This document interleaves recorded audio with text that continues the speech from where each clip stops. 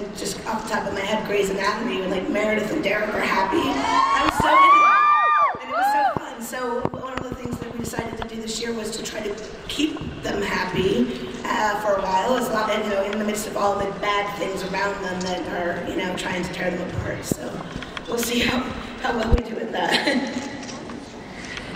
Ian, how did you feel finding out that you were going to be the choice?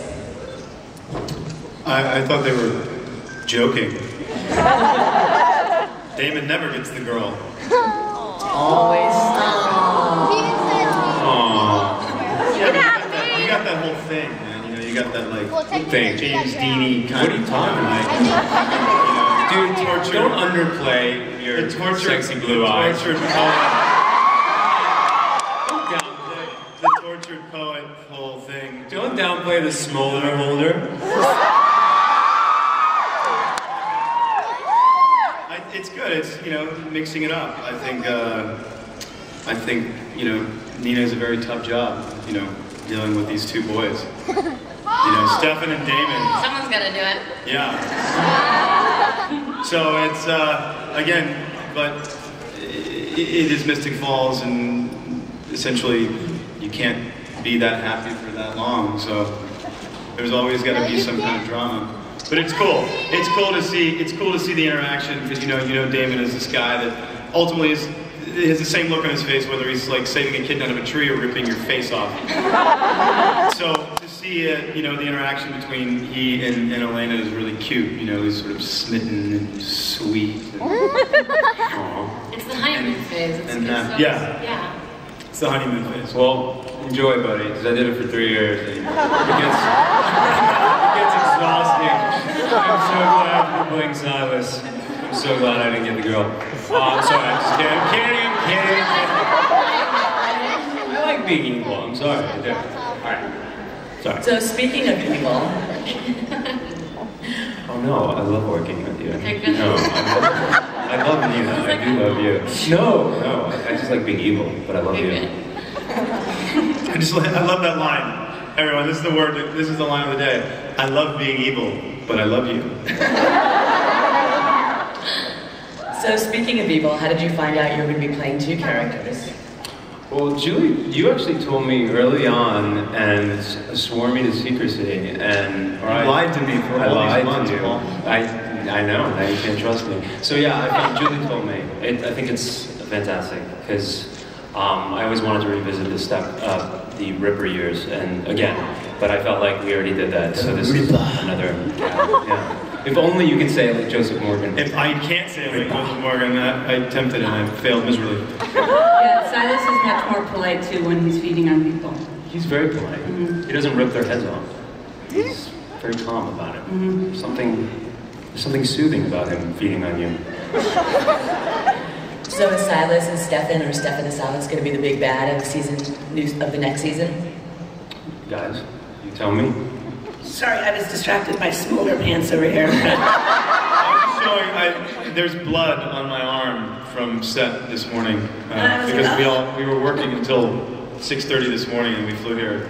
I showed Julie, and she goes, "Oh, dear God!" Like, thought I was bleeding. It's fake, and I just realized it's gonna look a little weird. I was worried that I was gonna miss my flight coming in to Comic-Con because we were shooting so late, and we had blood. I'm not gonna say where for what reason, but there was blood. And I was going to keep it on and maybe try to go through security. He's coming after me, please! And he's coming tonight. And then I realized that people have camera phones, so that would have been a bad idea. Yeah. Nina Dobra missing from Vampire Diaries panel because she's being held and detained by the FBI in Atlanta. Would have made for a great interview story, though. So what was the question? That's what I'm here for. Is Silas and Stefan in the new Doppelganger going to be the big bad for the new season? I think so. I'll take that. What? No? I mean, you know, the big bad rarely launches the season. The big bad sometimes gets vanquished or effed with by a bigger bad. What? You know. Nobody badder than that. Maybe not. It's just unbelievable. Never ends. It's when you think you're at the top of the food chain.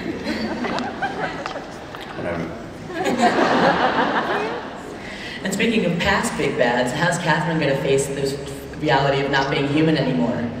Nina, do you want to talk about that?